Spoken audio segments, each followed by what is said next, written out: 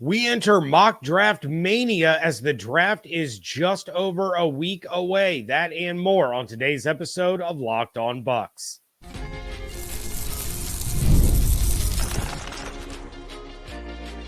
You are Locked On Buccaneers, your daily Tampa Bay Buccaneers podcast. Part of the Locked On Podcast Network, your team every day. What's up, and welcome into this Monday episode of Locked On Bucs, your daily podcast covering the Tampa Bay Buccaneers, part of the Locked On Podcast Network, your team every day. I want to thank you for making Locked On Bucs your first listen or view every single day. Don't forget you can subscribe or follow for free on YouTube or wherever you get your podcasts. And of course, you can follow along on Twitter. I am James Yarcho at JYarcho_Bucs.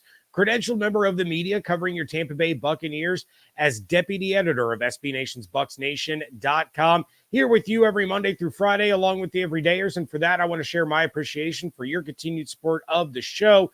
One of the ways you can support the show is become a Locked On Bucs insider. You're going to get news, rumors, updates, general thoughts, plus one-on-one conversations with me via text message. Go to joinsubtext.com/LockedOnBucs to become an insider today.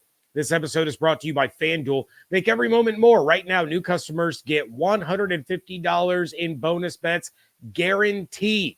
That's $150, win or lose. Visit FanDuel.com/LockedOn to get started. It is a full-blown mock draft Monday, and I went hard with the mock draft machines to take a look at different scenarios that the Bucs could face next week when the NFL draft kicks off in Detroit. We are 10 days away, folks.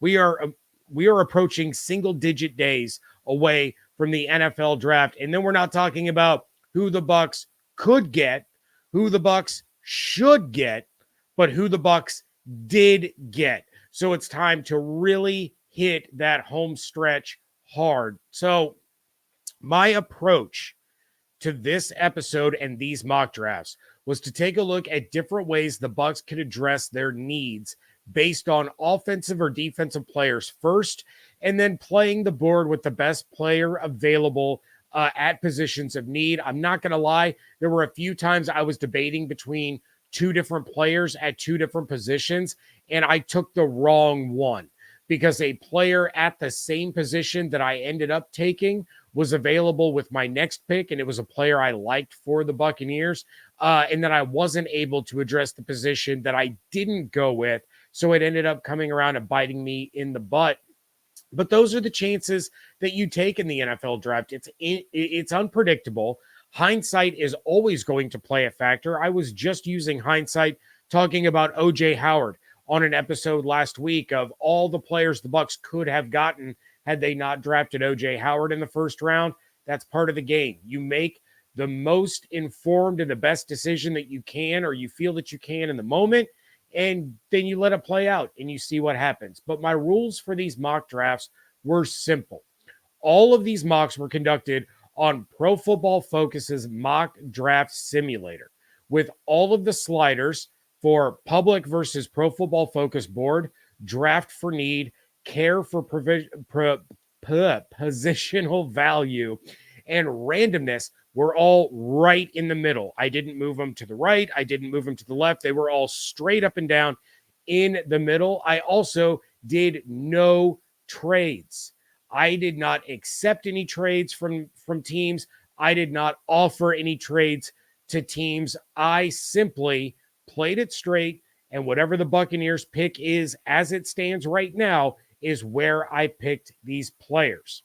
So for my first mock, I did end up with Graham Barton at 26, which I was more than happy with. Jared Verse and Laiatu Latu were both gone in the teens. Jackson Powers Johnson was gone. If Barton is there at 26 for the Tampa Bay Buccaneers, I think that's a great move for them. After that, I snagged edge rusher Marshawn Nealon at 57, cornerback Renardo Green from Florida State at 89, wide receiver Brendan Rice from USC at 92, running back Audric Estime out of Notre Dame at 125, Texas linebacker Jalen Ford at 220, and safety Kenny Logan Jr. out of Kansas at 246. Pro Football Focus did not like my Barton pick and said that Clemson corner Nate Wiggins should have been my selection. Wiggins went the very next pick. I vehemently disagree,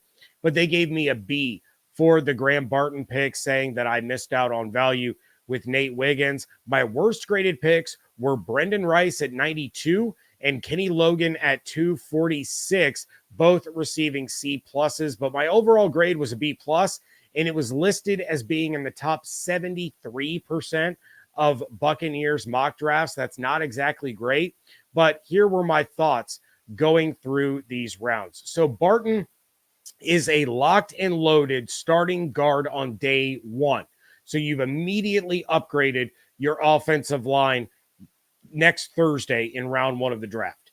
Nealon in the second round, he's going to play. He's not going to have the impact that Latu or Verse would have. Maybe he won't have the impact that either of the Robinsons, Chop or Darius, would have. But now he's another part of the edge rush rotation. He can get after the quarterback. He can play a factor on the defense. Renardo Green has the size that Bowles looks for in his corners and allowed barely over 50% of the passes thrown towards him last year to be completed. This is a guy, again, I've talked about the cornerbacks. You are going to have a very steep learning curve, but this is a guy that can rotate in and have some production early in the year, maybe play some special teams. By mid to late season, you're going to see him on the field even more, hopefully moving in to 2025 when he will be a legitimate starter, whether or not the Buccaneers keep Jamel Dean. But yeah, allowing just barely over 50% of passes thrown your way to be completed. That's really, really solid work. And Green also had 3 touchdowns as a defensive player, which is just absolutely crazy. Rice, yes, that is Jerry Rice's son. He's a 6'3" receiver. He has a crazy high ceiling. You get him involved early, you have a potential wide receiver 2 down the line. Estimate, you guys already know, but that's a 4th round pick that makes an immediate impact in the running back rotation in both the running and the passing games. He caught every target thrown his way at Notre Dame. He can get you those short yardage conversions. He's a goal line back. He's also the kind of guy that you use late in games when the defense is getting tired and they can't bring him down because he is so big and so strong and so solid. Loved being able to snag him in the 4th round. And then I have Jalen Ford and Kenny Logan. That gives me depth at linebacker and at safety while being special teams contributors. In year one, you're getting an impact out of every player taken. Those impacts are going to vary in their rookie seasons, but those are 7 players that the Buccaneers can then use as rookies, and they will have impacts in games. All in all, I addressed the 5 biggest needs that I felt that the team had coming into the draft with players that will see the field in their rookie season, and ultimately that is the goal. Again, took some high ceiling guys that if they're rotational as a rookie, they could wind up being a starter by year 2. Something that was a little bit interesting was when I decided to stray off of the beaten path and things got a little wild. That is coming up next on today's episode of Locked On Bucs, part of the Locked On Podcast Network, your team every day. Passion, drive, and patience, what brings home the winning trophy is also what keeps your ride or die alive. eBay Motors has everything you need to maintain your vehicle and level it up to peak performance. From superchargers, roof racks, exhaust kits, brake kits, LED headlights, and more, whether you're into speed, power, or style, eBay Motors has got you covered. With over 122 million parts for your number one ride or die, you'll always find exactly what you're looking for. And with eBay Guaranteed Fit, your part is guaranteed to fit your ride every time or your money back. Because with eBay Motors, you're burning rubber, not cash. With all the parts you need at the prices you want, it's easy to turn your car into the MVP and bring home that win. Keep your ride or die alive at ebaymotors.com. Eligible items only. Exclusions apply. eBay Guaranteed Fit only available to U.S. customers. Thank you again for making Locked On Bucs your first listen review every single day. Everydayers, make sure you are coming back tomorrow. We will continue to dive into some of these draft prospects as we get so close to the NFL draft. But in the meantime, are you watching Fox Sports or ESPN on your TV all day and you have to turn down the volume with all of that shouting? Then make the switch to Locked On Sports today. It's a free 24/7 sports streaming channel program for you every day to bring you the biggest stories without all the screaming. Locked On Sports today brings you can't-miss analysis, opinions, and news, streaming 24/7 on YouTube or the free Amazon Fire TV channels app, part of the Locked On Podcast Network, your team every day. The next time around, things went off the rail really, really fast. And that's one of the joys of the NFL draft, right? We go into these having heard a lot of these names, over and over and over again, especially these first-round prospects. But every single year, something crazy happens. There's a run on a position group, or a locked and loaded first-round guy falls to day two. Cough, cough. Will Levis last year. Cough, cough. We've seen it with Tyrann Mathieu. We saw it with famously Aaron Rodgers and Brady Quinn. We've seen it with all kinds of players. Crazy things happen in the NFL draft, and I experienced that on my second run through on these mock drafts. So things started off pretty solid with Jackson Powers Johnson being the pick at 26. Then we got a little weird. There were no viable edge rushers or corners or receivers sitting there at 57. So I was kind of in no man's land. Remember, I had made a rule about this that I was not trading with anyone. In a real draft situation, if the Bucs are facing this, I would probably trade out, but I couldn't. So I took Texas tight end Ja'Tavion Sanders. Don't freak out. I'm going to talk about him more in just a minute. From there, I got Michigan running back Blake Corum at 89, Florida State cornerback Jerrion Jones at 92, Troy edge rusher Javon Solomon at 125. I did take linebacker Jalen Ford at 220 for the second mock in a row. And then rounding out the draft at pick 246, I took defensive lineman Evan Anderson out of Florida Atlantic. So JPJ is self-explanatory. That's a locked and loaded first round pick in that situation. Again, Leatu Latu, Jared Verse off the board, Graham Barton off the board. He was hands down the best interior offensive lineman or edge rusher that was sitting there at 26. I took him. He's the center. You move Hainsey over to guard. The offensive line improves. Now let's talk about Ja'Tavion Sanders and the insanity of me drafting a tight end in the second round. So Sanders is a 6'4" monster that went to Texas as a 5-star recruit after being all district as a defensive end and as a wide receiver in high school. He is the consensus second best tight end in the class and was the full-time tight end at Texas starting in his sophomore year. He played as a true freshman primarily on special teams. Then by his sophomore season and then his junior season in 2023, he was the full-time starting tight end. Over 600 receiving yards in 2022 and 2023. He had 7 touchdowns over those 2 seasons combined, and he jumped from 11.4 yards per reception in 2022 to 15.2 in 2023. This guy is a red zone matchup nightmare, and he's still learning and refining his skills as a tight end. Remember, this guy was all district as a defensive end and a wide receiver in high school. He played on both sides of the ball during the preseason at Texas. The coaches decided they were going to move him to tight end, take him off the defensive side of the ball. So he's only played tight end for 3 years. Think about this for a second, though. Here's where I'm going to justify this pick. Cade Otton and Payne Durham were fine last year. And Durham came on stronger at the end of the season after he kind of got his NFL legs under him. But Cade Otton cannot go out there and take 97% of offensive snaps again. That's what he did in 2023. 97% of snaps. He just can't do that. O'Keefe isn't going to alleviate any of that from Cade Otton because he's not a pass catcher. So Sanders could not only come in and give Otton a breather, but you're talking about a guy that within the next 2 to 3 years could be one of the better tight ends in the NFL.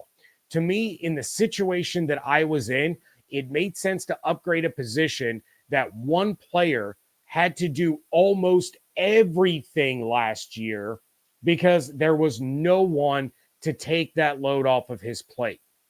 So you hope that Payne Durham builds off of what he did the latter half of the season, but you have to have somebody that can come in and help Cade Otton out so that he's not taking over 90% of the offensive snaps, because that's insane. That is absolutely insane. For as physically demanding as the tight end position is, you're asking Otton to go out there and block, then go out and run routes, then go back and block again. He's going to wear down. So getting a tight end the caliber of Sanders in the situation that I was in, again, no edge rushers were there for me. No wide receivers were there for me. No corners were there for me. This is a offensive changing player at not a high position of need, but a position of need nonetheless. So to me, that was my justification on taking Ja'Tavion Sanders. I think it'd be really fun to watch him in this Liam Cohen offense, give Baker another weapon. Then I was able to bring in one of the best running backs over the last 2 years in college football. That was a no-brainer. And I was still able to snag a Todd Bowles style corner 3 picks later. So I filled the starting vacancy along the offensive line. I gave Baker Mayfield a new threat and Cade Otton a break once in a while. I added to the running back rotation in both the running game and the passing game. Yet again, I've stressed that for those of you new to the show because you're getting hyped up about the draft. One of the things that I have really, really tried to hammer home is how important it is that the Buccaneers upgrade the running back position as a whole. I'm not saying somebody needs to come in and take over for Rachaad White. He's still your RB1, but you need to help him and Chase Edmonds. And in doing so, you have to have a guy that can not only run the ball, but can also catch out of the backfield so that you're not bringing in a one-trick pony when you're giving those guys a breather. It would also be nice to have someone that has a skill set that Rachaad White and Chase Edmonds don't offer, somebody who's a little bit more of a bruiser, a short yardage guy, stout, strong. Those are the kinds of things that I'm looking for in a running back. So I added to the running back rotation. I have depth and a future starter potential player at corner, depth at edge, depth along the defensive line, and linebacker. I don't love how edge rusher ended up for me in this mock draft, but those players just flew off the board so quickly. Guys like Marshawn Nealon and Jonah Ellis, who are usually there at 57 in these mock drafts, were gone by the mid-40s.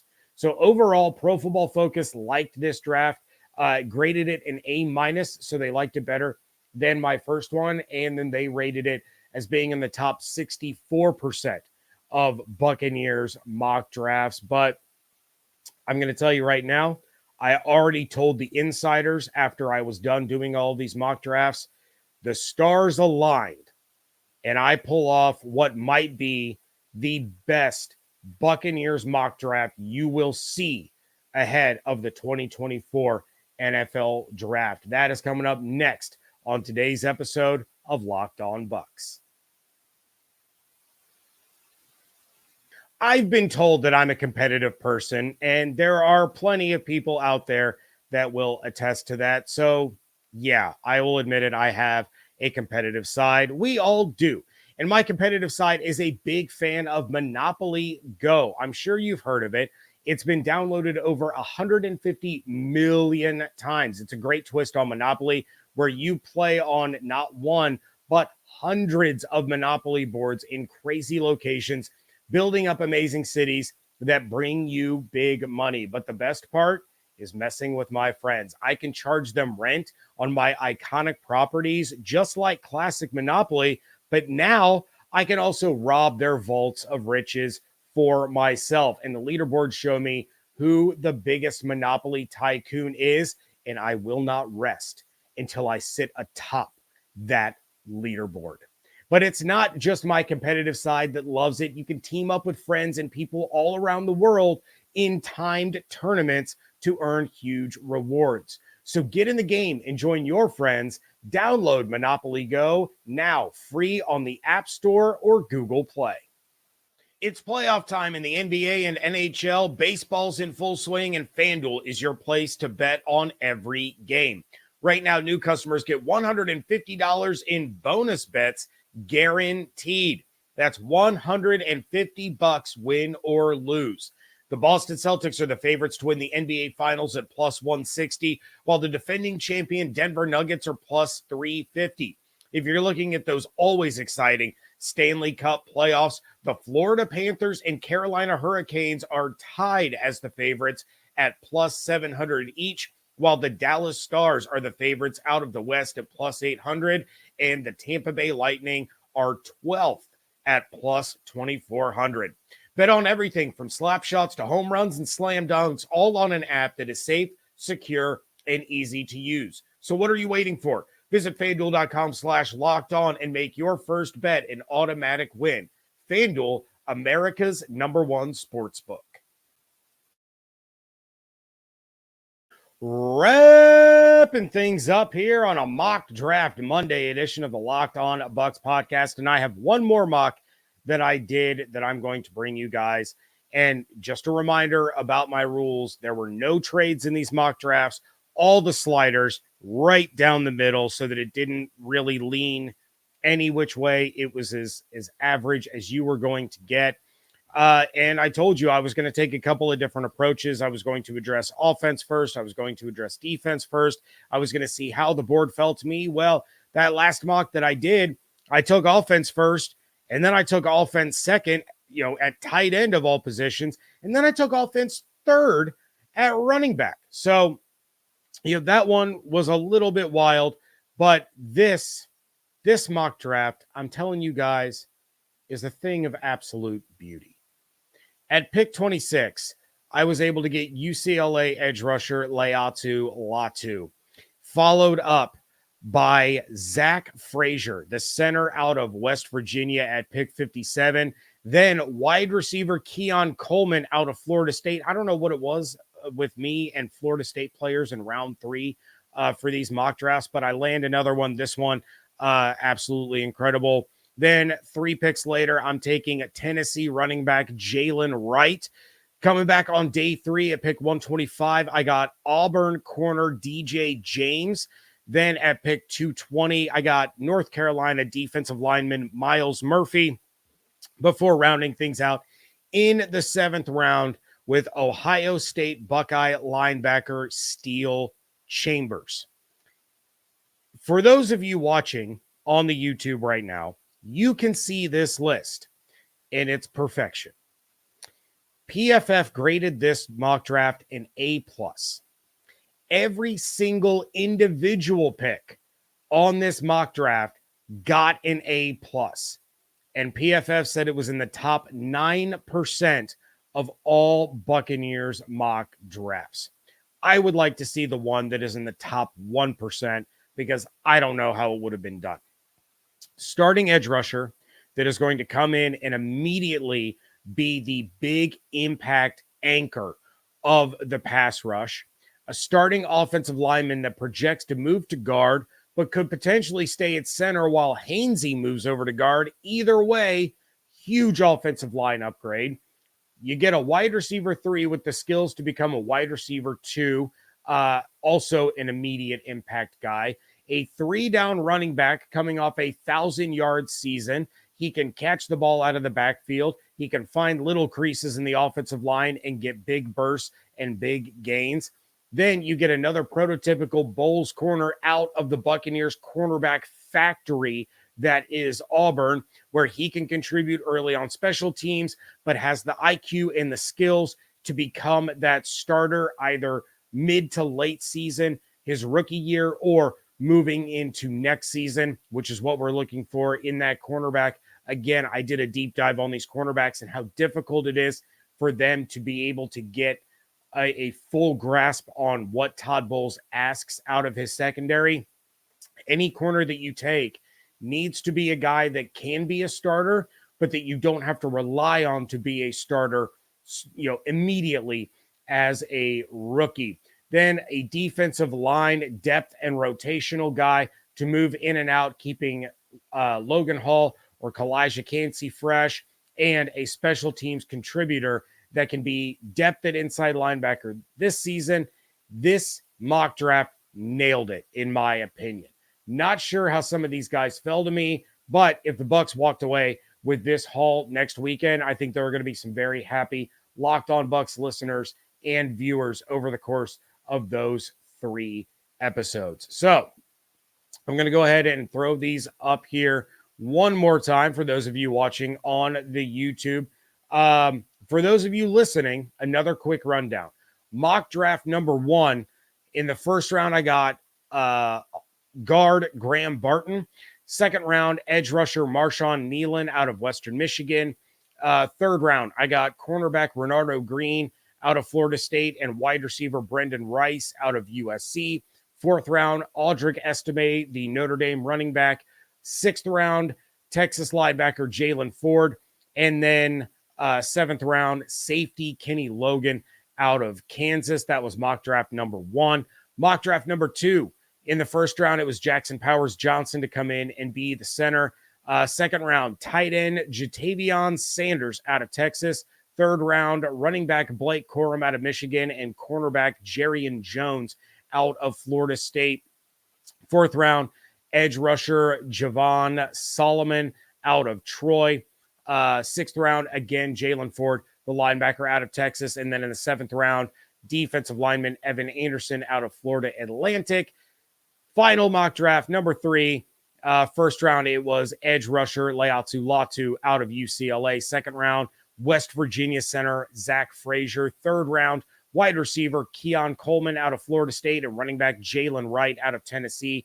Fourth round, it was cornerback DJ James out of Auburn. Sixth round, defensive lineman Miles Murphy. And in the seventh round, Ohio State linebacker Steele Chambers. I want to know who you guys think, or which of these mock drafts you guys think was the best. For those in the YouTube comment section, just type in 1, 2, or 3.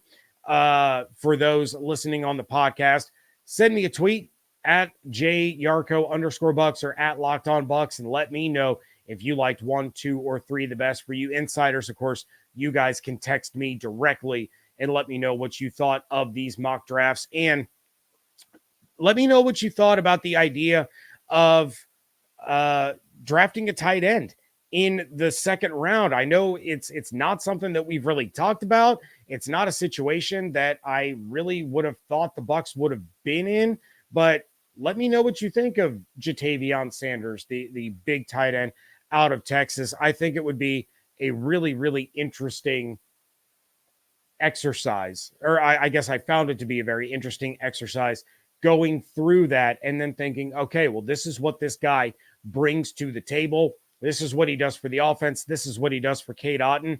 Yeah, didn't address wide receiver the way I wanted to. Didn't really get to address edge rusher the way that I wanted to, but this is a viable weapon for the Buccaneers in the red zone. So let me know which mock you liked the best, what you thought of Jatavion Sanders, and let me know what your favorite pick was in any of these mock drafts. Coming up tomorrow, we're going to continue to talk about some of these prospects. I'm going to try to get into some of these guys that I haven't been able to talk about a lot on the show. If there's a specific player that you want to hear about, mention them in the comments or send me a tweet at @Yarcho_Bucs at Locked On Bucs. But that is going to do it for this episode. Please check out everything going on over at BucsNation.com. We still have our daily prospect profiles, and there is one about Jatavion Sanders on BucsNation.com, written by yours truly.